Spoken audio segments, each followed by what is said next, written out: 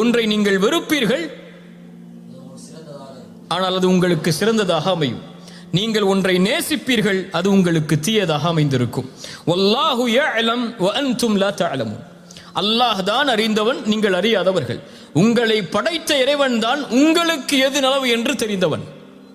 இந்த நேரத்தில் இந்த செல்வம் குறைக்கப்படுவதால் என்ன நலவு இருக்கிறது என்பதை இறைவன் அறிந்தவன். வபஷ்ஷிரி ஸாபிரீன், நீ பொறுமையோடு இருந்து உன் பாதையில் செல், நீ அறிந்து கொள்வாய் அது என்ன நலவு என்று.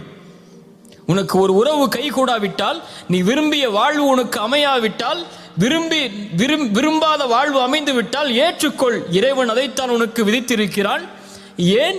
ஏன் அல்லாஹ் விதித்திருக்கிறான் என்ற கேள்விக்கு பதிலை தேட வேண்டும் என்றால் பொறுமையோடு இரு. பொறுமையோடு இருந்தால் ஏன் இது நடக்கிறது என்பதை நீ அறிந்து கொள்வாய்.